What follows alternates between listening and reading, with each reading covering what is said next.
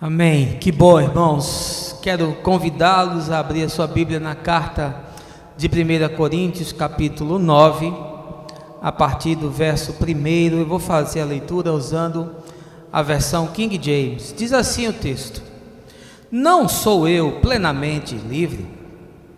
Não sou eu apóstolo? Não vi eu a Jesus, nosso Senhor?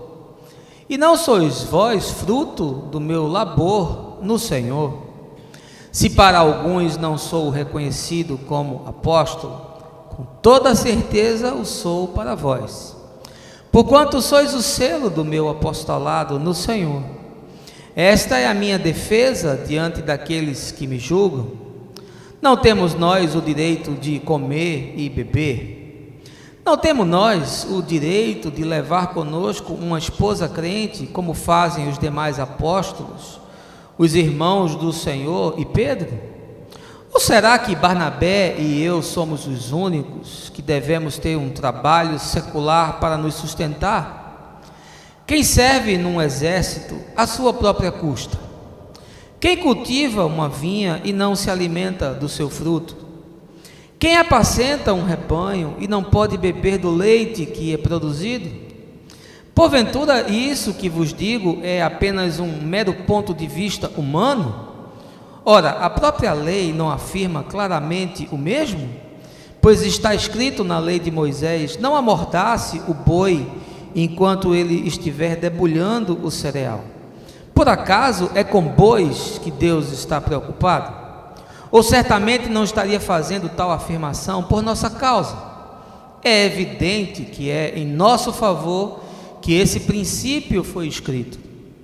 Pois o lavrador, quando ara a terra, e o debulhador, quando tira as cascas das sementes, deve fazê-lo na esperança de participar dos resultados da colheita. Se nós semeamos entre vós verdades espirituais, seria pedir muito colhermos alguns de vossos bens materiais? Se outros têm o direito de ser sustentado por vós, seguramente não o temos nós em muito maior medida? Contudo, jamais fizemos uso desse direito. Ao contrário, suportamos tudo para não colocar qualquer tipo de obstáculo ao progresso do Evangelho de Cristo. Não sabeis vós que os que prestam serviços sagrados se alimentam com o que pertence ao templo? E que os que servem diante do altar participam do que é oferecido no altar? Assim o Senhor também ordenou aos que proclamam o Evangelho que igualmente vivam do Evangelho. Todavia eu não tenho me servido de nenhum desses direitos. Não estou escrevendo na expectativa de que façais dessa forma para comigo, porquanto melhor me fora morrer a permitir que alguém me prive desta minha honra. Porém, quando prego o Evangelho, não vejo como me orgulhar, pois a mim é imposta a obrigação de proclamar. Ai de mim se não anunciar o Evangelho. Porquanto se prego de espontânea vontade, tenho direito à recompensa. Entretanto, como prego por obrigação, estou simplesmente cumprindo uma missão a mim confiada. Qual é, portanto, a minha recompensa? Tão somente esta: que anunciando o Evangelho eu apresente gratuitamente, não usando assim dos meus direitos de pregá-lo. Porque, embora seja absolutamente livre de todos, fiz-me escravo de todos para ganhar o maior número possível de pessoas. Tornei-me judeu para os judeus, para os que estão subjugados pela lei, tornei-me como se estivesse igualmente sujeito à lei, embora eu mesmo não esteja debaixo da lei, com o objetivo de ganhar aqueles que estão dominados pela lei. Para os que estão sem lei, tornei-me como sem lei vivesse, embora não esteja livre da lei de Deus, mas submisso à lei de Cristo, a fim de ganhar os que não têm lei. Para os fracos, tornei-me semelhantemente fraco, para ganhar os fracos. Fiz-me tudo para com todos, com a finalidade de conseguir de qualquer maneira possível salvar alguns. Faço tudo isso por causa do Evangelho, a fim de me tornar co-participante dele. Não sabeis que entre todos os que correm no estádio, na verdade, somente um recebe o grande prêmio? Correi de tal maneira que o alcanceis. Todos os que competem nos jogos se submetem a um treinamento rigoroso, e isso para obter uma coroa que logo se desvanece. No entanto, nós nos dedicamos para ganhar uma coroa que dura eternamente. Portanto, não corro como quem corre sem alvo, e não luto como quem apenas soca o ar, mas esmurro o meu corpo e faço dele meu escravo, para que depois de haver pregado a outros, eu mesmo não venha a ser reprovado. Essa, irmãos, é a palavra do Senhor, num texto muito forte do apóstolo Paulo, que essa manhã eu quero trazer para que a gente possa refletir um pouco, com o fim de que as verdades do Evangelho penetrem na nossa consciência e depois se desdobrem de maneira consequente na nossa vida. Essa semana eu estive assistindo a um documentário da BBC de Londres, dirigido pelo cineasta Adam Curtis, um americano, que fala sobre o século do selfie.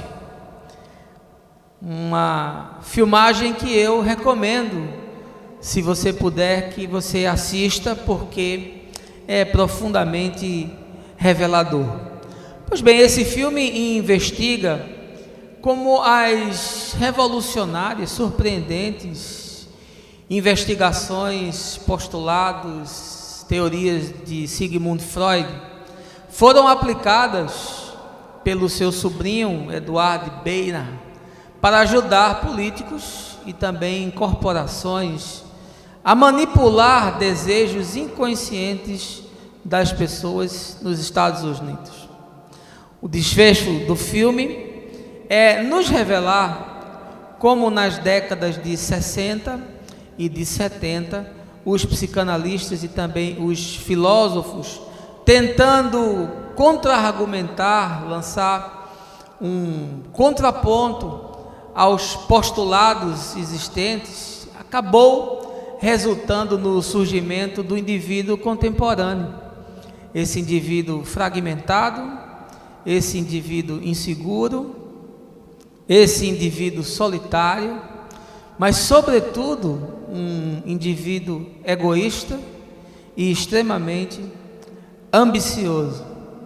50 anos se passaram desde que essa revolução aconteceu na sociedade americana, que acabou se tornando um modelo de sociedade para o mundo ocidental, e obviamente há outros composers nesse mosaico que traduz o indivíduo da sociedade contemporânea. Nós vivemos numa geração onde algumas questões fundamentais foram sendo desconstruídas. Nós vivemos num tempo, e aquele sociólogo Charles Melman fala sobre o fato de que a família sofre um processo gradativo, profundo e talvez irreversível de desconstrução. Nós hoje temos apenas a família nuclear, mantendo as relações de afetividade, de troca, mas mesmo assim nós percebemos o quanto os pais delegaram para outros a criação dos seus filhos, o quanto o casamento está fragilizado e as relações, com a facilidade que se constrói, também se extinguem. Nós vemos também como um outro matiz desse tempo, a sociedade de consumo. Nós fomos levados a deixar as nossas necessidades e fomos estimulados a viver apenas pelo desejo. É o desejo que mantém a grande roda da sociedade capitalista funcionando. Quanto mais você consome, mais se produz, e é isso que mantém uma certa e aparente estabilidade. Nós nos tornamos ávidos por ter coisas que nós não precisamos. Nós somos uma sociedade baseada no supérfluo. Além disso, nós também vivemos num modelo político exaurido, numa democracia dos esquecidos. Sobretudo no Brasil, nós estamos amargando sucessivos governos que buscam os seus próprios interesses e que constroem apenas mecanismos de corrupção, privilegiam uma classe política extremamente inábil, que não tem nenhum princípio ético e que não tem nenhuma preocupação com o povo. A política já há muito deixou de ser a arte do bem comum para se tornar o negócio do bem próprio. E, portanto, o homem moderno também se sente totalmente abandonado. Nós somos a sociedade dos esquecidos. Nós estamos à margem de todas as coisas. Some-se a isso uma crescente busca e um culto à tecnologia que nos isolou, que nos fragmentou, que fez com que as nossas relações e as nossas trocas sejam virtuais. Nós somos o homem digital. Teclo, logo existo, é uma máxima desse tempo. Me lembro que na década de 80, quando houve o apogeu do rock brasileiro, aquela banda O Traje a Rigor compôs uma canção que dizia assim no meu refrão: eu me amo, não posso mais viver sem mim. De fato, nós somos a sociedade do eu. Nós fazemos um culto ao eu. Nós imaginamos que o mundo gira em torno de nós. Tudo tem que ser feito para nos satisfazer. Você tem que ser feliz. As circunstâncias têm que se adequar ao seu redor. As pessoas têm que se conformar com as suas demandas. Você precisa ser saciado. O mercado precisa se curvar a você. Você precisa ser atendido nas suas justas demandas. E é sobre essa plataforma que nós estamos nos desenvolvendo.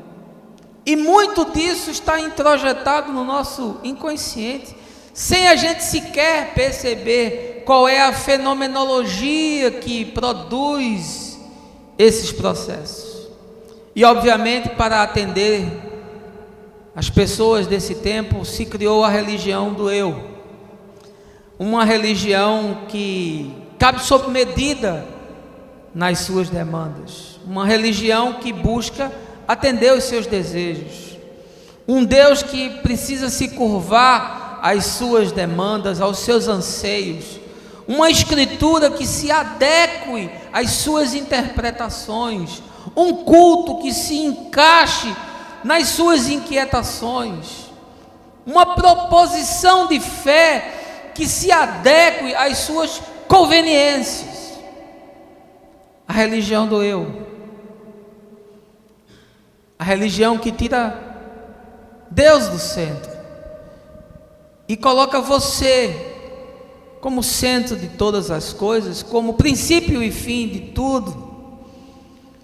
E eu queria essa manhã, a partir desse texto do apóstolo Paulo, muito forte, reafirmar para você quais são os pressupostos do Evangelho, qual é o chamado que Deus tem para nós. Quem sabe readequar a sua visão, reencaixar verdades e princípios de Deus que são inegociáveis, restaurar a sua consciência, restabelecer verdades eternas que são inamovíveis e sem as quais nós estaremos apenas cultuando a nós mesmos, mas jamais estaremos cultuando a Deus.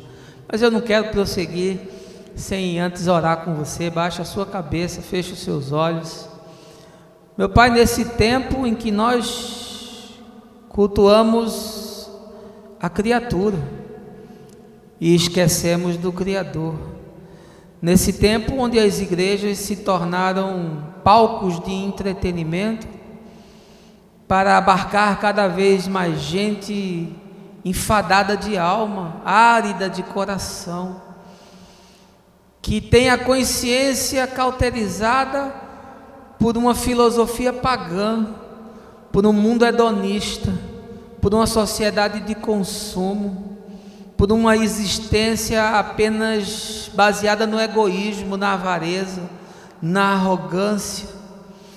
Nesse tempo tão difícil, onde a tua palavra tem sido esquecida e onde o teu espírito tem sido afastado dos corações dos homens, eu te peço que essa manhã haja um renovo de consciência, que tu avives em nós a chama do teu amor, Senhor, e que tu nos confronte com a verdade da fé, para que sejamos íntegros e para que caminhemos enxergando o tempo com a luz do sol, como o dia claro, para que não tropecemos em alguma pedra e venhamos a nos afastar daquilo que tu desejas. Essa é a minha oração, Senhor, essa manhã, no nome de Jesus, amém.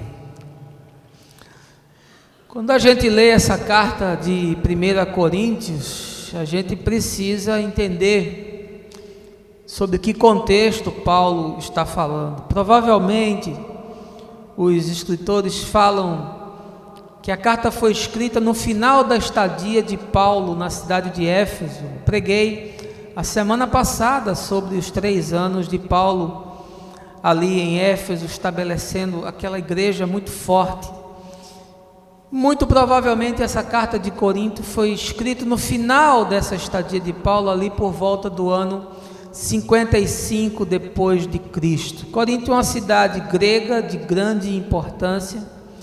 Calcula-se que ela tinha cerca de 650 mil pessoas e que 1/3 apenas dessa população era livre, formada por comerciantes, por homens de negócio, uma vez que era uma cosmópole com a presença de 2 grandes portos de grande influência, por onde era trafegada muita mercadoria, e pela sua posição estratégica ali no mar Mediterrâneo, era um ponto quase que obrigatório de passagem. Corinto é uma cidade de grande influência da cultura grega. Para você ter uma ideia, aproximadamente 12 templos pagãos existiam na cidade de Corinto, dos quais os principais eram o templo de Afrodite, que era uma repaginação de uma deusa grega, que ficava na Acrópole, em cima daquela montanha. E você hoje, se visitar a cidade de Corinto, você consegue avistar ao fundo a Acrópole, e também o templo de Apolo, que você ainda encontra algumas ruínas na antiga cidade de Corinto. Portanto, um povo que era muito místico, que cultuava muitos deuses, e esse culto de Afrodite, ele estava promovendo uma desconstrução moral na sociedade de Corinto. Ali havia muita pornografia, ali havia um culto à carne, ali havia todo tipo de promiscuidade. A cada ano 1000 mulheres virgens eram escolhidas e levadas ao templo para serem preparadas, para que nas festividades de celebração da colheita elas fossem oferecidas à população. Portanto, elas desciam da Acrópole e iam se entregando aos homens em rituais sexuais, como escravas, como mulheres de culto às divindades, para que naquele encontro do homem com a mulher, do sêmen com o útero, simbolizasse o encontro da semente com a terra, e isso produzisse fertilidade, e isso produzisse uma colheita que fosse generosa. E portanto você imagine o que era viver numa cultura dessa dimensão, uma sociedade sincrética, mas um lugar onde havia muito dinheiro, onde a vida era sofisticada, onde as pessoas tinham acesso às melhores coisas, onde o estilo de vida era de alto padrão em comparação ao mundo antigo. É no meio dessa sociedade que Paulo estabelece uma comunidade de fé, essencialmente formada por esses pagãos que se convertem, por essas pessoas que têm uma experiência com o Evangelho e que se rendem à mensagem e que se quebrantam diante da proposta de salvação. Ali também existem alguns judeus que estavam espalhados pelo mundo. Portanto, ela é uma igreja que tem uma forma de ser híbrida. Tem cultura judaica infiltrada, porque os judaizantes estavam em todos os lugares, e especialmente em lugares onde Paulo estabelecia igrejas. Portanto, tem influência dos costumes mosaicos, mas também há uma prevalência da cultura dos gregos, de todo esse sincretismo, de toda essa paganicidade, e você há de imaginar, obviamente, que isso não é algo que se transforma da noite para o dia. Há um processo, há uma caminhada, há um desafio, há um projeto a ser implementado. E como Paulo não pôde se dedicar àquela comunidade, como se dedicou, por exemplo, à igreja de Éfeso, rapidamente após a sua partida, a igreja começou a enfrentar uma infinidade de problemas nas relações entre as pessoas, problemas com relação a desvios doutrinários, problemas relativos às práticas da fé, problemas relativos à presença de todo tipo de imoralidade. Haja vista que essa é uma sociedade que os valores estão deteriorados. Portanto, a igreja é uma projeção em menor escala daquilo que acontece na sociedade na qual ela está mergulhada. E a igreja, que deveria ser o instrumento de transformação da sociedade, uma vez que a igreja recebe a luz do Espírito, e Jesus disse: brilhe a vossa luz no meio dos homens. Então ele nos convida a ser esse discípulo que irradia fé, esperança, graça, misericórdia, no meio dos contextos nos quais nós vivemos. Mas aqui nós temos um fenômeno contrário. É a sociedade que influencia a igreja, é a sociedade que molda o padrão das pessoas na igreja, e portanto, ao invés da consciência dos coríntios estar sendo alterada para o bem e para a justiça, ela continuava submissa, escravizada às velhas práticas do mundo vigente. Era o Zeitgeist, era o espírito do tempo, era esse inconsciente coletivo, era essa cultura de massa influenciando essa gente e moldando a forma como eles são.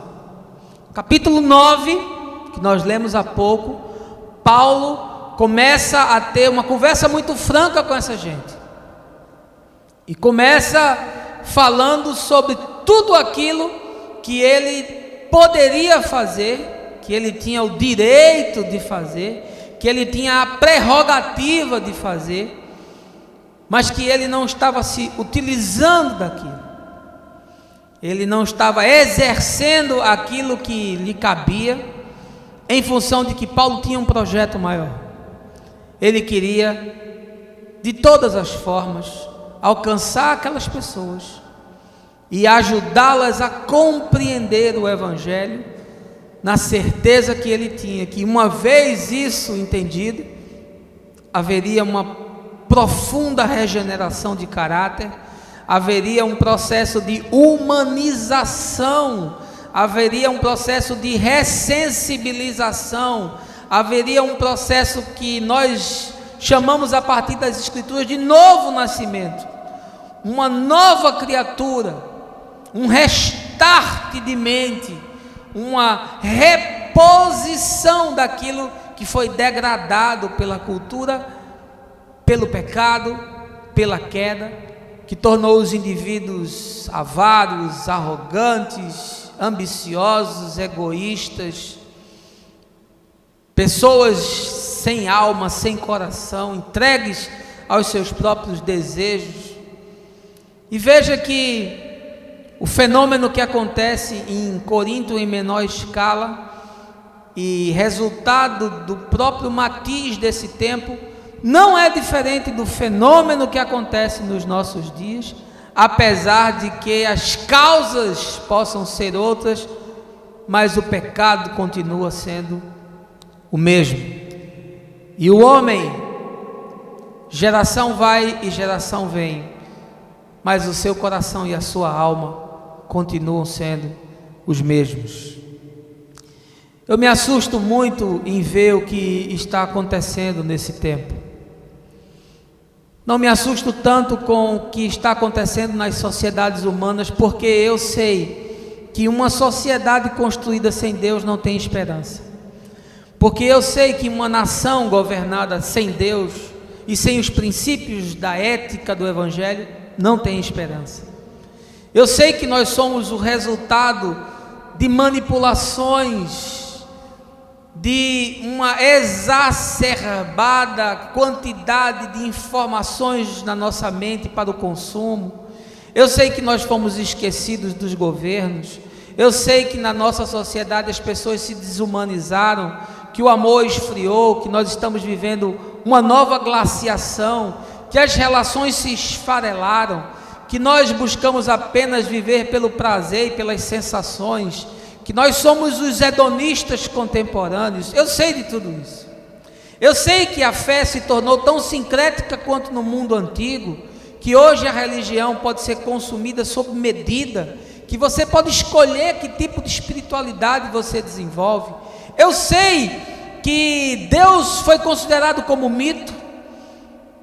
Eu sei que no século XIX, Nietzsche matou Deus, percebendo a desconstrução completa da fé, que era o resultado de uma idade média perversa, de escuridão, de trevas absoluta.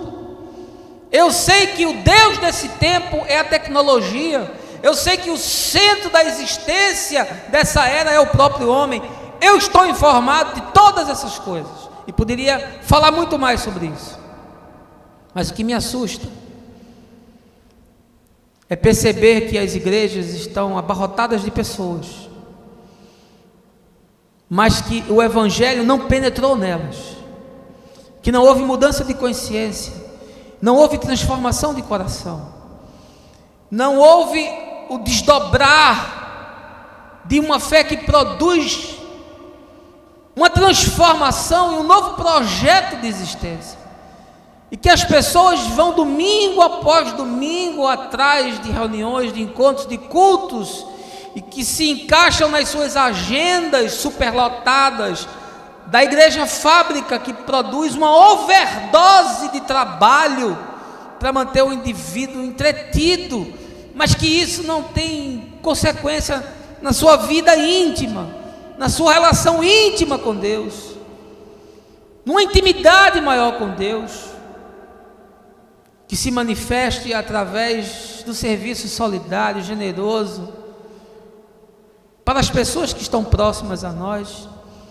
e que isso produza um indivíduo comprometido com mudanças, um indivíduo com o seu olhar atento ao que acontece diante dos nossos olhos, e não uma geração de pessoas totalmente fragmentada, que olha para o céu e se esquece da terra, que imagina que o único compromisso que tem é com a sua própria existência e com a promoção da sua própria fé. É um evangelho egoísta, é uma espiritualidade que não tem nada a ver com Jesus. E eu olho para o texto de Paulo e comparo isso com aquilo que acontece conosco nesse tempo, e eu fico profundamente chocado. E confesso, fico desanimado, porque eu não encontro mais nesses dias ninguém disposto a sofrer por causa do Evangelho. Eu não encontro mais ninguém disposto a sofrer por causa da propagação do reino de Deus. Eu não encontro mais ninguém disposto a fazer sacrifício. Eu não encontro mais ninguém apaixonado. Eu não vejo mais ninguém sem medir esforços para fazer o melhor. A verdade, meus irmãos, é que nós estamos vivendo no piloto automático. Nós nos tornamos o centro de todas as coisas. Nós somos não apenas a geração selfie, a geração do eu, mas só o que nos importa realmente é aquilo que nos satisfaz. E isso está expresso de maneira muito clara em tudo aquilo que nós existencializamos, nas relações que travamos, nas coisas que fazemos, nas prioridades que nós elencamos. E nós imaginamos que vivendo assim, um dia nós estaremos diante de Deus e que poderemos dizer para Ele: olha, eu fiz o que deu, era isso mesmo, e os dias eram difíceis, eu tinha que botar comida no prato da minha família, eu tinha que sobreviver, e o melhor que eu fiz e o melhor que eu pude fazer foi isso mesmo, Senhor. Então, que você se satisfaça, que você se alegre e que você se regozije com isso que eu encarnei no chão dos dias. Eu não sei como Deus vai lidar com essas circunstâncias. Sei que Deus é um Deus de amor, sei que a misericórdia triunfa sobre o juízo, mas eu lhe confesso, eu não sei como Deus lidará com o descaso, com a insensatez, com a insensibilidade, com a falta de compromisso, com a falta de zelo, com a falta de paixão, que é aquilo que permeia e norteia a vida da esmagadora maioria daqueles que se dizem cristãos. Paulo tem algumas lições para nós nesse texto, e eu quero de maneira muito objetiva compartilhar com você. Se você desejar, retorne a 1 Coríntios capítulo 9. Primeira coisa que o apóstolo nos ensina é que a liberdade do Evangelho nos permite ser escravo dos nossos irmãos. Veja aí o verso 1: não sou eu plenamente livre? Não sou eu apóstolo? Não vi eu a Jesus nosso Senhor? E não sois vós fruto do meu labor no Senhor? Primeira coisa que Paulo está argumentando com essa igreja de Corinto, que questiona a própria autoridade de Paulo como fundador daquela comunidade, que questiona a ética, o caráter da vida de Paulo, que era um homem íntegro em todos os seus caminhos, na sua forma de tratar com a comunidade de fé. E agora o apóstolo começa a mostrar para eles de forma muito objetiva como é que esse jogo é jogado, como é que isso funciona. E a primeira coisa que Paulo diz é: olha, eu sou livre de tudo e eu sou livre de todos, mas eu escolhi ser servo de vocês. Não havia mais nada que prendesse Paulo, nem as velhas leis judaicas, nem os ascetismos da lei de Moisés, nem os sacrifícios e as ofertas do templo, nem a caducidade da tradição dos fariseus, nem as influências e conchavos políticos do Sinédrio. Não havia mais nada, absolutamente nada, que fizesse com que Paulo fosse um homem ainda preso a dogmas, a ritos, a mitos, a doutrinas e a liturgias. Paulo diz: eu estou livre de todas essas coisas, e também estou livre de vocês, porque não há ninguém que possa me constranger. Mas aí ele nos ensina que o Evangelho nos dá a liberdade de nós nos tornarmos servos dos nossos irmãos. Esse conceito se perdeu na igreja. Nós estamos vindo à igreja para sermos servidos. Nós estamos vindo para receber. Nós estamos aqui para de alguma forma sermos agraciados. O fato das pessoas virem já é um grande motivo de alegria, porque vocês poderiam estar em outro canto. Então, o pregador tem que ficar feliz, porque no feriado ainda temos uma quantidade expressiva de pessoas. As pessoas vêm para a comunidade apenas com desejo de consumo. Nós tornamos a igreja igual a qualquer outro lugar. A igreja é como um shopping center. Nós estamos aqui para consumir. Nós estamos aqui para usufruir. Nós não viemos para dar. Nós não temos compromisso com os irmãos. Nós não temos compromisso com a obra. Nós não imaginamos que pessoas chegam aqui sem nenhuma consciência e que caminhando em algum tempo a sua mente é aberta, o seu coração é quebrantado, a sua existência é transformada, e isso atinge o oikos, a comunidade daqueles que estão próximos, muda a vida familiar, muda o casamento, muda a criação dos filhos, muda a condução da empresa, muda a participação como empregado no negócio, muda a sua vida acadêmica, muda tudo e influencia outros. Mas nós não somos parte disso. Nós não nos comprometemos com isso. Você chegou, está tudo funcionando. Hoje não tinha quem fizesse o louvor. Faz 10 anos, 12 anos que eu não toco. E eu tive que fazer louvor e tive que pregar. Porque nós não estamos preocupados. Você está apenas preocupado em chegar aqui e tudo está funcionando. Tem alguém para abrir a porta, tem um banheiro lavado para você usar, tem água disponível para você beber, tem pessoas para cuidar dos seus filhos, tem pessoas para cuidar dos adolescentes, tem berçário para as crianças, a mesa está posta para a ceia, o som está ligado, as câmeras estão filmando, as cadeiras estão arrumadas, o ar-condicionado funciona porque a eletricidade foi paga, o espaço foi pago, portanto você pode usufruir dele confortavelmente, o seu carro está no estacionamento, mas você veio para consumir. Você não serve, você não se envolve, você não participa, você não se torna responsável por aquilo.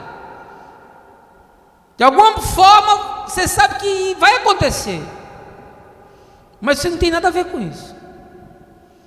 E Paulo está dizendo: eu sou livre de todos, eu não precisava estar envolvido com nada, eu não precisava me envolver com os dramas de ninguém, eu não precisava gastar o tempo de ensino, de choro, de lágrimas, de estudo, de aconselhamento, de cuidado. Eu estou livre disso. Mas eu resolvi, como entendimento do Evangelho, me tornar servo de vocês. Eu venho aqui porque vocês precisam, não é porque eu preciso. Eu venho aqui porque eu vejo os depoimentos de muitos de vocês dizendo que quando entenderam o Evangelho, a vida mudou, o casamento mudou, a forma de viver e de trabalhar e de estudar e de se relacionar mudou. Eu venho, irmãos, por amor a vocês. Eu prego por amor a você que está assistindo. Você não tem ideia do trabalho que dá a fazer isso, mas eu faço por amor a você, porque você me diz e me escreve, são muitos e muitos os depoimentos que eu recebo de gente que disse: não deixe de pregar porque eu sou muito abençoado com a sua mensagem e fico ansioso que ela seja disponibilizada, seja na VMVTV, seja no seu canal no YouTube. Eu faço por amor a você, porque eu escolhi servir você, porque eu escolhi cuidar de você, e aqueles que precisam e me buscaram sabem que sempre encontraram, que sempre eu fiz uma ginástica na minha vida profissional e familiar para poder de alguma forma servir você, que a minha casa sempre está aberta para o ensino do Evangelho toda segunda-feira, porque eu escolhi servir a vocês, e eu não consigo imaginar um Evangelho que é vivido, que não desenvolve essa dimensão nas pessoas. Eu não consigo imaginar que a gente só faz consumir, que a gente vem e não se envolve, que a gente não participa, que a gente não se responsabiliza, que a gente não se dispõe. que a gente não assume alguma coisa. Eu não consigo entender esse tipo de fé que não promove isso, que não desperta isso. E Paulo começa a discorrer aqui uma série de coisas que ele poderia usar, inclusive o fato de ter uma família, de ser casado, o fato de usufruir daquilo que é levantado como oferta para a igreja. E aí ele começa a dizer que ele tem esse direito, que aqueles que pregam o evangelho devem viver do evangelho. Mas ele diz: olha, eu não quis usar nenhuma dessas coisas, porque eu quero servir vocês. E eu não compreendo alguém que tem uma experiência com o Espírito de Deus, tem a sua mente transformada e o amor de Deus entra no seu coração, que isso não aconteça na vida dele. Essa mesma coisa, esse mesmo desejo de servir, esse mesmo desejo de se envolver, esse mesmo desejo de participar, esse mesmo desejo de se tornar responsável, de se comprometer, de fazer algum sacrifício. E nós não fazemos isso porque nós cultuamos a nós servimos a nós queremos algo que nos enriqueça, que nos abençoe, que nos conforte, que nos alimente, que nos sustente, que nos traga alegria, que nos traga conforto, que nos traga regozijo. Nós não queremos nada que gere algum tipo de transtorno. Nós não queremos nos acordar cedo para ter que vir aqui para fazer alguma coisa, arrumar alguma coisa, participar de alguma coisa. A gente quer chegar em cima da hora da mensagem, ouvir aquilo que está sendo dito e depois sair e fazer os nossos compromissos.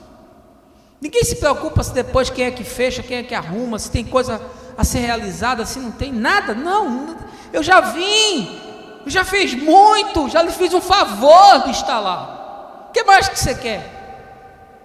O que mais que você precisa? E eu preciso lhe dizer isso. Eu preciso lhe informar sobre o seu equívoco. Eu preciso lhe demonstrar que se isso não está acontecendo na sua vida, meu irmão, minha irmã, meu querido, minha querida, há dimensões do evangelho que ainda não chegaram no seu coração. E esses processos são a régua de medir, são aquilo que se pode ver. Jesus ensina: pelos frutos os conhecereis. Pelos frutos, por aquilo que fazem, pela forma como vivem, pela forma como servem, pelos desafios que abraçam, pelos sacrifícios que fazem. Isso demonstra o quanto o evangelho penetrou em você. Nunca me esqueço daquele filme Poderoso Chefão, parte 3, quando o mafioso está conversando com um cardeal no Vaticano, e ele pega uma pedra que está dentro de uma fonte, um seixo, ele quebra o seixo e mostra, e diz: está vendo? Ele está molhado por fora, mas está seco por dentro. Assim é essa geração, assim é a Europa. Nós passamos séculos e séculos sendo influenciados pela fé e pelo cristianismo, mas é só um verniz. Quando você quebra, o que há por dentro está totalmente seco.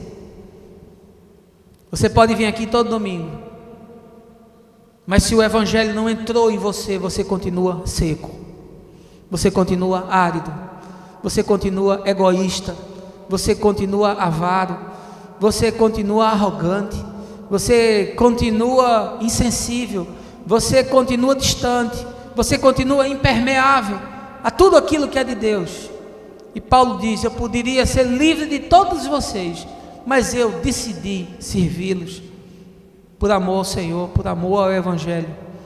É essa liberdade que nos permite escolher ser escravo dos irmãos, escravo no sentido de me colocar à sua disposição para lhe amar e para lhe servir.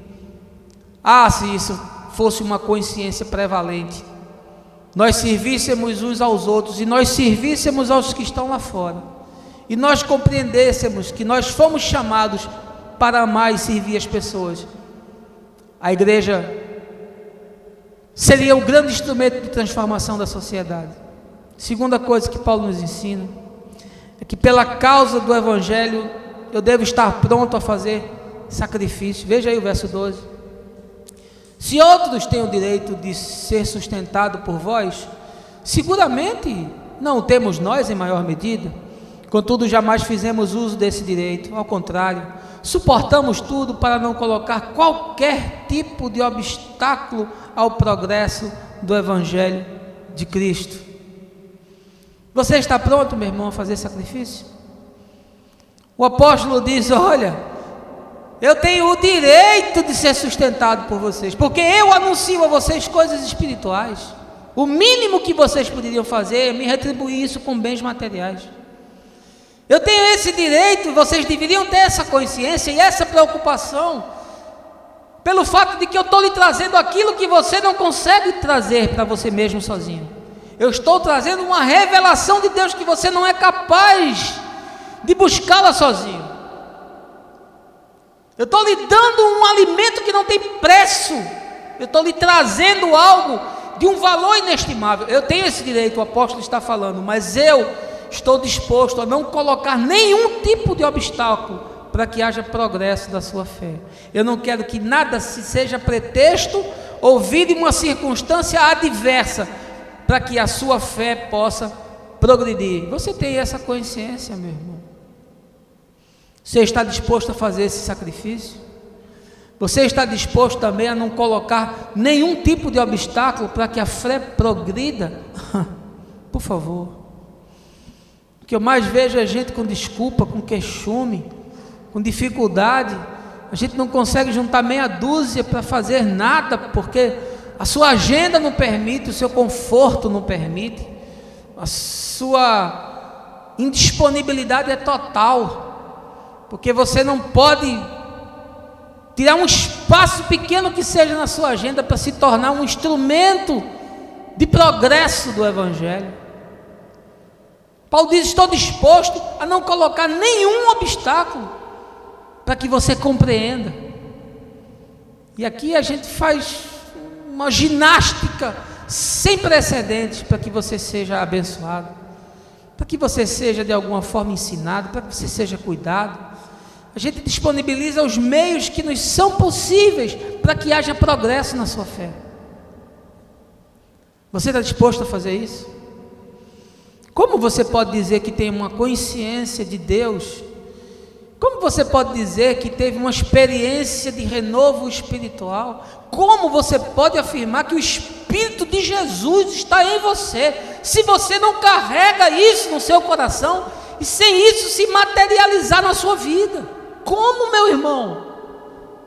De onde você está tirando essa ideia de que você pode viver esse Evangelho que não está disposto a fazer nenhum tipo de sacrifício, que não está disposto a desarrumar um pouco as suas conveniências, que não está disposto a mexer um pouco com o seu conformismo, com a sua acomodação, com o seu sono, com a sua letargia, com o seu descaso?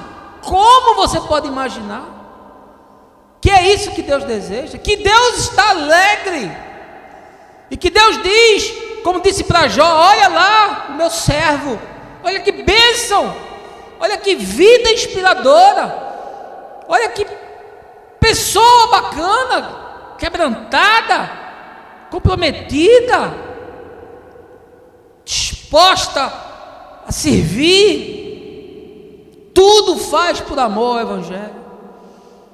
Não tem sono, não tem cansaço, não tem programação mais interessante, não tem comodidade, não. Tudo faz para que haja progresso do Evangelho na vida dos irmãos. Faz qualquer coisa, se compromete de todos os jeitos, de todas as formas, faz o que é possível. Eu não estou falando de grana, não. A grana é o mínimo, meu irmão. Você mete a mão no bolso, vem aqui, joga a sua oferta e vai embora. Você pensa que é isso que Deus quer? De onde é que você tirou essa ideia, meu irmão? Você vem aqui, joga aqui o seu negócio, o seu dinheiro, seu 1% do que você ganha, e é isso. e você não se compromete com nada, e você não está preocupado com o crescimento do outro, com a crise do outro, com a dor do outro, com a solidão do outro, com a angústia do outro, isso não me diz respeito. Eu já tenho os meus problemas, Que é isso? Que evangelho é esse? Eu vou lhe dizer que evangelho é esse. É o evangelho self, é o evangelho do eu, é o evangelho que faz você vir aqui, paga uma prestação para usufruir do serviço. Você paga o pedágio para fazer parte do negócio, para que você seja enriquecido, para usar a estrutura. Mas você não se compromete, você não se doa, você não se preocupa. Você sabe que tem gente aqui que está vivendo dificuldade? Você sabe que tem gente aqui sem receber salário? Você sabe que tem gente aqui que está desempregada? Você sabe que tem gente aqui que está enfermo? Sabe que tem gente aqui que está doente? Você sabe que tem pessoas aqui que estão deprimidas? Você sabe disso? Não, você não sabe. Por que você não sabe? Porque você não está preocupado com isso. Isso não tem nada a ver com você. Mas Paulo está nos ensinando que ele fez tudo o que era possível para, de alguma forma, aquilo que fosse obstáculo fosse removido, para que houvesse crescimento dos irmãos, para que as pessoas pudessem ser abençoadas, para que as pessoas pudessem se desenvolver. Qual é o sacrifício que você faz? Qual é o sacrifício que você faz na sua vida? O que é que lhe causa um peso? O que é que lhe tira do seu conforto? O que é aquilo que você diz: Senhor, isso aqui é uma oferta sacrificial, isso aqui eu faço, Senhor, às vezes eu faço gemendo, eu faço às vezes sem querer, às vezes eu faço sofrendo, mas eu faço para que haja progresso do evangelho na vida dos irmãos. O que é que você faz? O que é que você faz? Qual é a sua parte nisso? Você só faz o que você gosta? Você só faz o que lhe dá prazer? Você só faz aquilo que lhe interessa? Você só faz aquilo que lhe traz resultados? Você só faz aquilo que lhe dá retorno? E não há nenhum sacrifício, e não há nenhuma negação, e não há nenhum esforço. Por favor, meu irmão, chame isso de qualquer coisa, menos de evangelho de Jesus. Terceiro lugar, Paulo nos ensina que o que nós fazemos ao Senhor, e que não há nenhuma perspectiva de retorno humano. Veja aí o verso 15. Todavia eu não tenho me servido de nenhum desses direitos. Não estou escrevendo na expectativa de que façais dessa forma para comigo, porquanto melhor me fora morrer a permitir que alguém me prive dessa minha honra. A questão de Paulo era o seguinte: muita gente na igreja de Corinto recebia dinheiro, líderes locais, pessoas que ajudavam, que faziam algum tipo de serviço, e era costume dos apóstolos, dos mestres da igreja, eles recebiam em tempo integral, e recebiam porque está escrito que deve ser dado. Como nós pagamos serviços que nós julgamos que são essenciais e não queremos manter aqueles que cuidam da nossa espiritualidade, da saúde da nossa fé, e nós desprestigiamos, e nós não nos importamos, e achamos que não há um princípio espiritual nisso. Eu sempre honrei os meus pastores, e tenho absoluta convicção de que fui muito abençoado, porque dentro do meu possível, eu e Fabiana, nós cuidamos, amamos, servimos de todas as formas aqueles que ministraram na nossa vida, porque é um princípio espiritual. E Paulo está dizendo: eu poderia exigir de vocês um salário, eu poderia exigir de vocês que vocês me mantivessem, porque eu tenho vos dado coisas espirituais, mas eu não me sirvo de nenhum desses direitos. E aí Paulo ainda diz: eu não estou escrevendo com expectativa de que vocês façam isso. Eu não tenho expectativa de retorno humano de nada, já aprendi isso há muitos e muitos anos. Não tenho expectativas. Servi muita gente, amei muita gente, coloquei muita gente na minha casa, e muitos foram os que comeram na minha mesa, e depois cuspiram na minha cara, e depois falaram de mim pelas costas, e depois devassaram com mentira, com malignidade e com perversidade a minha alma. Portanto, eu sei que não haverá retorno humano. Eu não estou em busca disso, porque tudo que nós fazemos para o Senhor. É assim que você faz? Ou você, quem sabe, se tornou um traumatizado de igreja? Ou você, quem sabe, era alguém que abriu a sua casa? Ou você, quem sabe, era alguém que abriu a sua vida? Você, quem sabe, era aquela pessoa com aquele ministério de visitação, de oração, de pastoreio, de cuidado, e aí você foi ferido, você foi caluniado, você foi desprezado, você passou por uma crise, ninguém te visitou, ninguém te deu um telefonema, ninguém te buscou, ninguém cuidou de você, e você disse: ah, é assim? É desse jeito que o jogo é jogado? Então é o seguinte, se ninguém faz por mim, por que eu vou fazer pelos outros? E aí você se tornou esse ser em si mesmado, aí você se tornou esse indivíduo que é completamente plastificado, e ninguém chega a você e você não chega a ninguém, e você se esconde atrás do seu trauma, e a sua existência gira em torno disso, porque um dia você foi ferido, um dia você foi desprezado, você não tem a consciência de que tudo que você fez e tudo que você faz para o Senhor. O escritor de Hebreus diz: Deus não é injusto para esquecer do trabalho que vocês realizam para Ele. Meu irmão, você está servindo a Deus. Eu estou servindo a vocês na expectativa de que estou servindo a Deus, porque eu não tenho expectativa de retorno. Eu não tenho nenhuma expectativa de que as pessoas digam: poxa, vamos investir para que esse homem seja liberto do seu afazer estressante, 12 horas dentro de um escritório. Vamos investir para que esse homem cuide das nossas almas, pastoreie as nossas famílias, continue nos ensinando, e a gente cresça como comunidade de fé, que a gente se torne uma referência e um modelo bacana para que outros aprendam conosco. Eu tive essa expectativa, mas há muitos anos eu a perdi.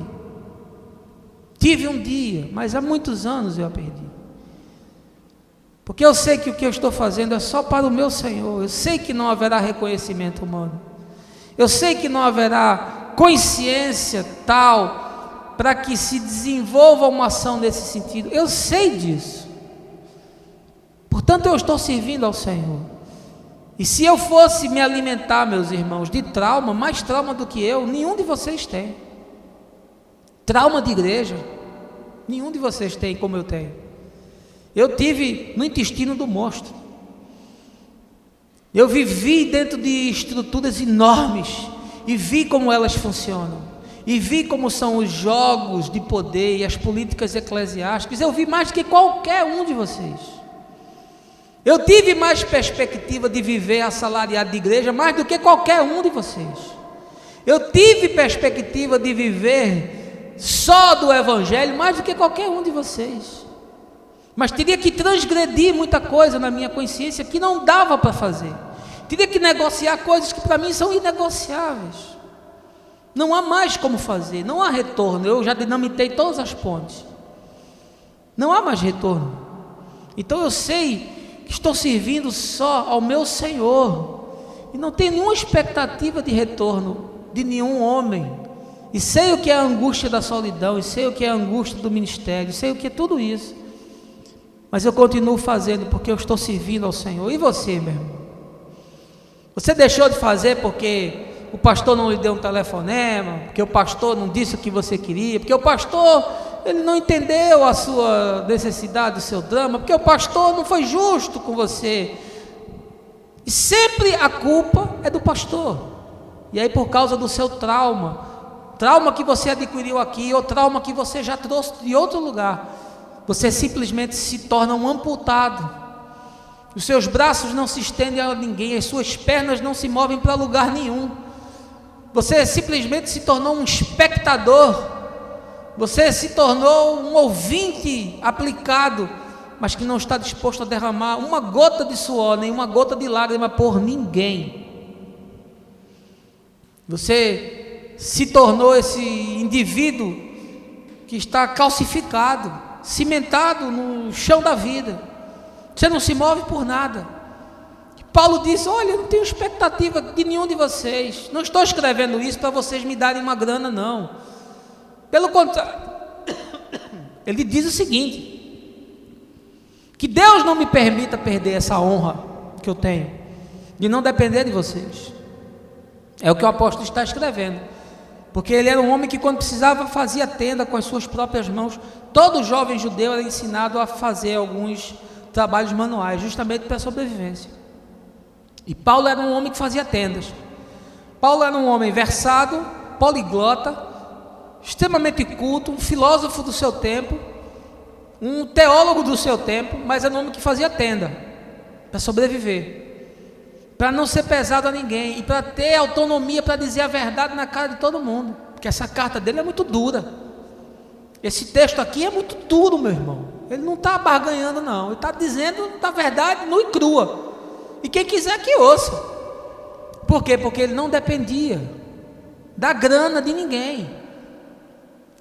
E eu, para ter autonomia, precisei fazer a mesma coisa, não depender da grana de ninguém, para poder dizer o que eu penso e o que eu creio, entendendo que isso faz bem a você. Mas se você quer ouvir só coisa boa, só palavra de conforto, só palavra de massagem no seu ego, só cosquinha no seu ouvido, você saiba que você vai continuar sendo essa pessoa que não tem nenhuma disponibilidade de serviço a Deus, porque você talvez esteja esperando o aplauso de alguém, você esteja esperando que alguém faça menção a você, lhe dê a chefia do departamento de crianças, você é diretor do departamento musical, você é superintendente do departamento de missões, você é gerente da infraestrutura. Ah, meu irmão, por favor, aqui a gente não tem nada disso. Aqui a gente não tem nenhuma dessas coisas. A gente não tem, obrigado, meu irmão, a gente não tem cargo, a gente não exalta ninguém, a gente aqui não privilegia ninguém. Aqui tudo é feito em amor, em serviço. Aqui é tudo feito em humildade. O maior é o que serve. Não tem nenhum tipo de destaque. Nós não fazemos nenhum tipo de política. Nós não privilegiamos ninguém que tem grana. Nós não destacamos ninguém que é influente. Nós não fazemos nenhum tipo de proselitismo. Nada disso. Aqui você não vai encontrar nada disso. E saiba, o que você faz para o Senhor. Não espere nunca o retorno de ninguém, porque muito provavelmente esse retorno não virá. Quarto lugar, Paulo diz que a nossa motivação de serviço a Deus e aos homens deve ser sempre o amor. Veja aí verso 18. Qual é, portanto, a minha recompensa? Tão somente esta, que anunciando o Evangelho eu apresente gratuitamente, não usando assim dos meus direitos de pregá-lo. Paulo sabia que poderia exigir dos irmãos, e ele certamente teria uma quantia grande, porque essa igreja era uma igreja rica. Mas o que é que ele disse? Ele disse: olha, a minha única motivação de serviço é amor, portanto eu vou continuar pregando de forma gratuita, eu não vou cobrar absolutamente nada, para que vocês possam ser de alguma forma abençoados. A única motivação é o amor. E eu digo a mesma coisa para vocês, irmãos. Vocês já me viram cobrando alguma coisa? Eu já cobrei de vocês alguma coisa? Eu já cobrei alguém para fazer um casamento? Eu já cobrei alguém para fazer um funeral, um batismo? Eu já cobrei para fazer uma visita? Eu já cobrei para ensinar? Eu disse a vocês que tinha que receber aqui um salário, que vocês tinham que pagar pelo menos os meus custos que eu tenho de parar para aconselhar pessoas no meu negócio, custos de telefone que eu gasto para conversar, para ouvir pessoas, custo de deslocamento. Vocês nunca me viram fazer isso. Nunca vocês me viram pedir nada, além do fato de que esse é meu direito. Poderia estar aqui nas despesas da igreja o salário do pastor. Eu poderia estar aqui fazendo desafios e mais desafios, e cobranças e mais cobranças, e campanhas e mais campanhas, de arrecadar 100, 200, 500, como já foi feito não sei quantas vezes aí, para que se atingisse uma meta, para que o meu salário fosse pago. Afinal de contas, ontem você talvez estivesse no cinema, você talvez estivesse numa festa, você talvez estivesse comendo uma pizza na sua casa, tomando um vinho, visitando um amigo, você estivesse na beira-mar de Boa Viagem tomando uma água de coco, você estava no shopping, dando um passeio, você estava em casa vendo um filme, e eu estava sentado fazendo mensagem para você. A noite todinha. Estava estudando, passei essa semana, vi esse documentário da BBC, são 4 horas de duração. Estava estudando para lhe dar o melhor, para lhe trazer o melhor, para lhe apresentar o melhor, para lhe permitir ter consciência no Evangelho, ensino sólido na sua vida. É meu direito fazer isso, como era direito de Paulo fazer, mas ele diz: eu faço gratuitamente, porque a minha única motivação de serviço a Deus e aos homens é amor. E você, meu irmão, você faria também? O que é que você faz por amor? O que é que na comunidade você faz que é feito por amor? Você diz: eu vou fazer isso aqui por amor, vou vir aqui um dia atender pessoas por amor, vou vir aqui e vou me envolver com esse projeto por amor, eu vou viabilizar que isso aqui seja feito por amor, eu vou dar uma parte do que eu ganho para fazer isso por amor, eu vou trazer aqui um pouco do meu negócio, que é uma coisa que pode abençoar pessoas, por amor. O que é que você faz por amor? Como você ama a Deus sem amar os irmãos? E como você ama os irmãos se você não faz nada? O que é que você faz que é feito por amor? Me diga. É vir aqui no domingo, uma vez por semana, 1h30, porque ninguém chega na hora? É isso que é o seu serviço por amor? É esse? Não, pastor, porque na semana eu tenho outros compromissos. Amém, graças a Deus, que bom. Mas o que é feito por amor? O que é que você se envolve, que você se compromete, que é feito por amor? Que é a sua doação de amor, não é algo que você recebe em troca, não é uma coisa que você está fazendo que tem retorno, não é um negócio que você está fazendo que você está sendo pago. Não, eu faço isso por amor. Isso aqui é minha expressão de amor, faço de forma gratuita. Não cobro, não exijo nada, não peço estrutura, não peço que me paguem, não peço nada, eu faço por amor. O que é? Qual é essa dimensão na sua vida? Sua casa você abre por amor? Você abre seu espaço para receber pessoas, para abençoar, investir e cuidar de pessoas por amor? Você tem um compromisso, um ministério aqui hoje, um serviço que você faz por amor? O que é que você faz por amor? Que não tenha nenhum tipo de retorno. Você faz como graça e alegria no seu coração de dizer: eu recebi tanto de Deus, como eu posso represar isso e não repartir com outros? Como? Como eu posso ser tão egoísta? Como eu posso ser tão intransigente, tão insensato, que eu não estou disposto a fazer isso por amor? Muitas pessoas disseram que não estão dispostos a abrir a casa porque é um inconveniente, porque você recebe todo tipo de pessoa, porque aquilo quebra a sua privacidade, porque aquilo ali gera um compromisso que você não pode assumir mais nada naquele dia. De fato, isso acontece, mas a gente faz por amor, gratuitamente, para que as pessoas sejam de alguma forma enriquecidas, porque nós fomos tão abençoados. Em quinto lugar, Paulo diz que eu, você, todos nós temos um objetivo, e esse objetivo é alcançar pessoas a todo custo. Verso 19: porque embora seja absolutamente livre de todos, fiz-me escravo de todos, para ganhar o maior número possível de pessoas. E aí ele começa a dizer: eu me fiz de judeu para com judeu, eu me fiz de gentil para com gentil, com quem andava com lei eu andei na lei, quem não tinha nenhuma lei eu andei sem lei, quem era fraco de consciência eu me privei. Paulo diz: eu faço qualquer coisa para tentar alcançar algumas pessoas.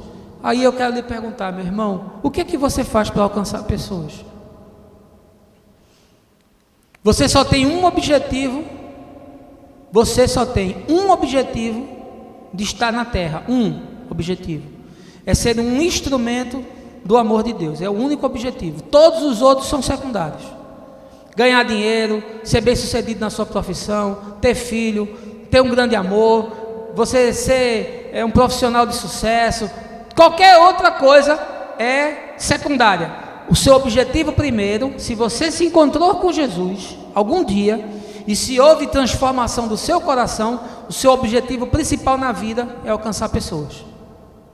Vão por todo mundo, preguem o evangelho a todas as pessoas, ensine eles a guardar tudo o que eu tenho ensinado a vocês. Esse é o seu objetivo. Aí eu quero lhe perguntar: quantas pessoas você já levou a Cristo? Quantas pessoas a sua vida alcançou? Quantas pessoas por seu intermédio foram trazidas à luz da pregação do evangelho, a consciência de Deus, isso produziu arrependimento e salvação? Quantas? Qual é a sua prioridade na vida? Olhe para a sua agenda. Qual é a sua prioridade na vida? Olhe para aquilo no qual você gasta mais tempo e energia. Qual é a sua prioridade na vida? E nisso que você tem como prioridade, o que é que você faz para alcançar pessoas? Quantas pessoas você convida para ir no encontro? Quantas pessoas você convida para ir na sua casa? Quantas pessoas você se dispõe a servir, a amar, a cuidar, de tal forma que você esteja visando de que de alguma maneira o amor de Deus se revele na vida dessa pessoa? Quantas? Quantas pessoas passaram na sua vida nos últimos 5 anos? Nos últimos 3 anos? Nesse ano, quantas pessoas você teve acesso? Com quantas pessoas você conviveu?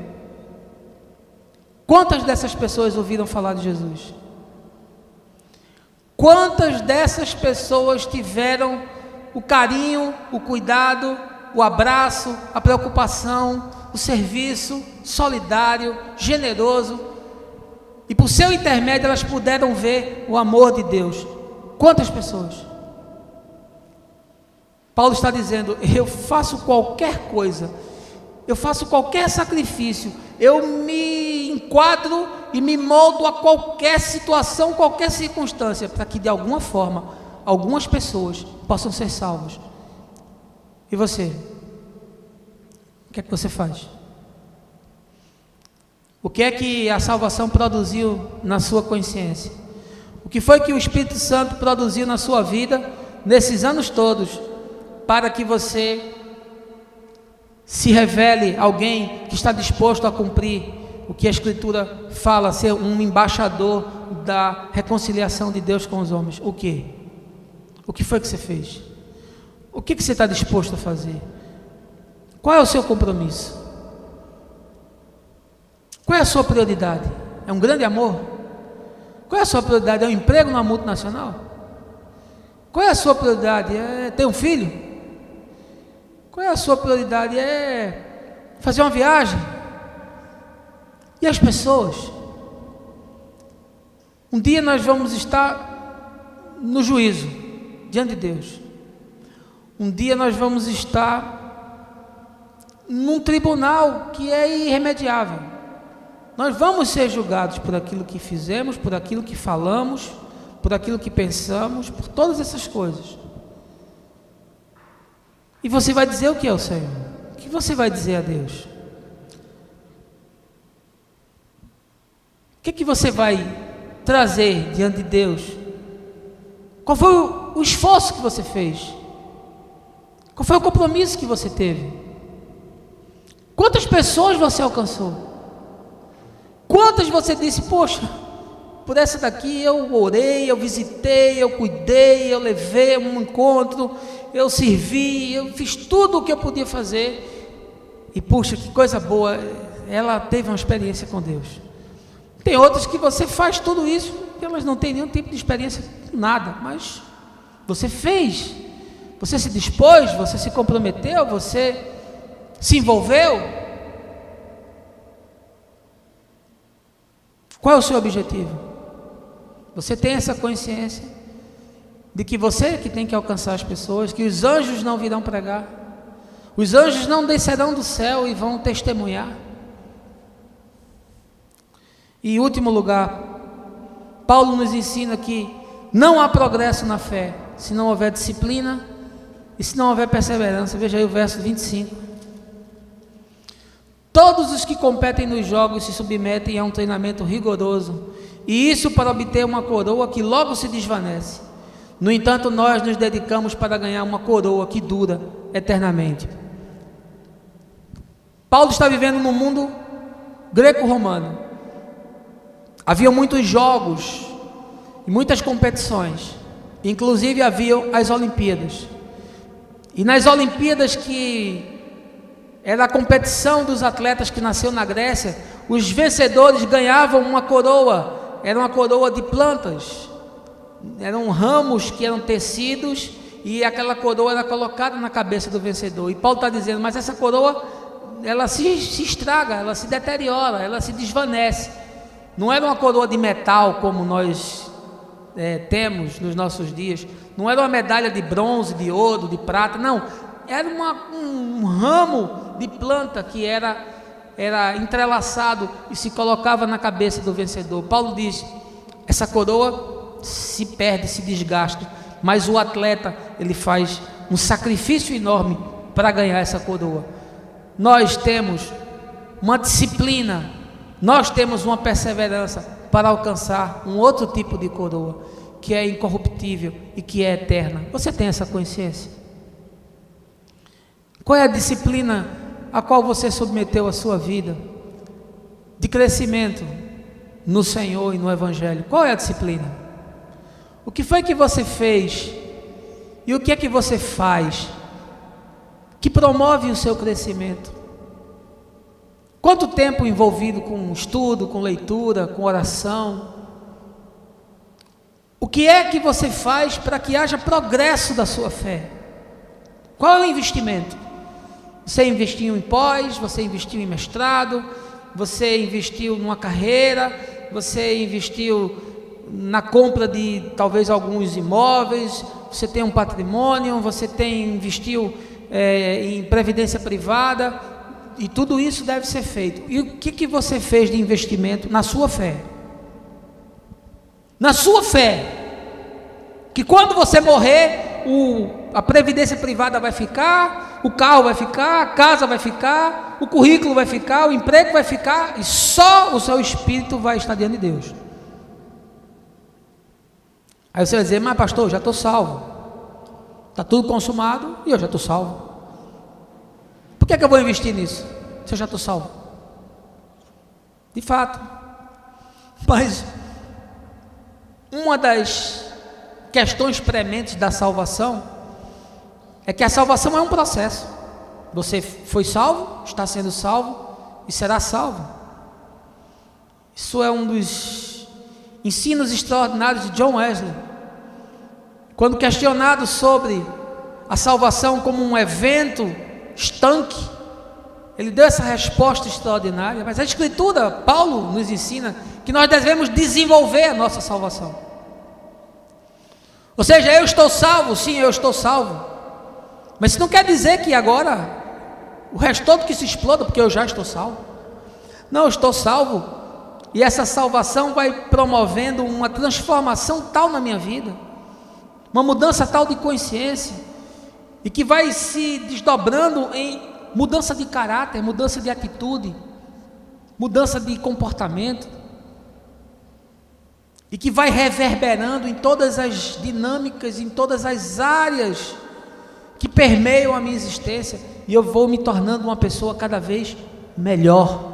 Desenvolvei a vossa salvação, está no imperativo, mandando você desenvolver. E aí eu lhe pergunto, como você tem desenvolvido a sua salvação? Qual o investimento que você faz na sua vida espiritual? Qual a prioridade de atividades de caráter espiritual na sua vida? Aí você diz, pastor, eu estou precisando ganhar mais dinheiro. Pastor, eu estou precisando encontrar um grande amor. Pastor, eu estou precisando dar mais atenção aos meus filhos. Sim, é óbvio, todas essas coisas são importantes, mas nenhuma é prioritária. Porque a sua prioridade deveria ser a sua relação com Deus. É a partir da sua relação com Deus que todas as áreas da sua vida se harmonizam. E é a partir da sua relação com Deus que todas as áreas da sua vida se desarrumam. Uma relação incipiente com Deus é a certeza da construção de uma existência fracassada. A intimidade com Deus é o princípio da sabedoria, diz o sábio de Provérbios. É a intimidade com Deus que me faz caminhar no caminho seguro. Ainda quando as coisas dão errado, eu continuo andando de forma segura, porque eu estou nas suas mãos, eu sei quem Ele é, eu sei em quem eu tenho crido. Não há crescimento espiritual sem disciplina. Por isso que Paulo usa o exemplo do atleta, porque o atleta é disciplinado. Não há vitória sem sacrifício, não há vitória sem perseverança, não há vitória sem disciplina. Como você imagina que você pode ser bem-sucedido sem que essas coisas estejam presentes? Como você imagina ser bem-sucedido se a sua vida espiritual é uma tragédia? Como você imagina ser bem-sucedido se a sua vida espiritual é incipiente? Como você pode imaginar que o melhor vai acontecer para você se você colocou Deus em último lugar na sua vida?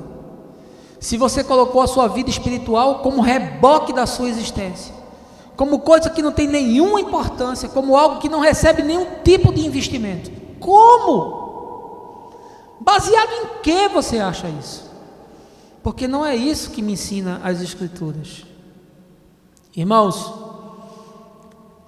é meu dever exortar vocês. É meu dever alertar vocês. É meu dever mostrar a vocês a fenomenologia desse tempo. É meu dever escancarar para vocês a Escritura com todas as verdades que são implícitas. É meu dever falar para vocês coisas difíceis.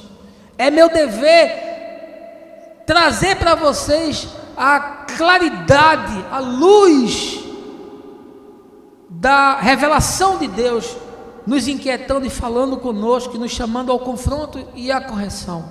É meu dever. Agora, é seu direito receber ou não receber. É seu direito fazer ou não fazer. É seu direito submeter ou não submeter. É seu direito acatar ou não acatar. É seu direito. Você tem essa prerrogativa. Portanto, eu não quero suprimir a sua prerrogativa de fazer ou não. E não quero que você suprima a minha de dizer ou não. Eu tenho que anunciar. Eu serei cobrado se eu negligenciar nisso. E eu estou lhe mostrando que nós nos tornamos essa igreja do self. Nós estamos vivendo o evangelho do self, que não tem compromisso, que não tem sacrifício, que não tem paixão, que não tem zelo, que não tem disciplina, que não tem investimento, que não tem abnegação, que não tem serviço, que não tem amor. E isso é um fato, e não é um fenômeno exclusivo nosso, é um fenômeno desse tempo, dessa era. Nós estamos expostos a isso. Nós estamos vivendo para satisfazer os nossos apetites, e nós deixamos de lado tudo aquilo que pode produzir em nós mudanças profundas, consistentes e duradouras. É minha oração pedir a Deus que essa palavra dura encontre corações moles, de carne, quebrantados, desejosos de rever, de repensar e, sobretudo, de tomar decisões. Tudo que eu falei é bacana, e eu acho que muito provavelmente tudo que eu falei você concorda. Afinal de contas, eu não falei da minha cabeça, eu estou falando baseado na Escritura. Mas quando você passar por aquela porta, os desafios vão continuar os mesmos, a sua vida vai continuar a mesma, os seus projetos vão continuar os mesmos, as suas inquietações vão ser as mesmas, as suas prioridades ainda vão ser as mesmas, as contas ainda estarão todas por pagar. E aí a única coisa que vai valer é se você vai tomar ou se você não vai tomar decisões. A vida é feita de escolhas. Faça as suas enquanto ainda é tempo. E que o Senhor abençoe vocês. Que o Senhor guarde vocês de todo o mal. Que o Senhor sempre derrame sobre vocês graça e misericórdia. Que vocês sejam enriquecidos de todas as coisas no seu amor. E que vocês possam perseverar até o fim para receber a coroa da vida. No nome de Jesus. Amém.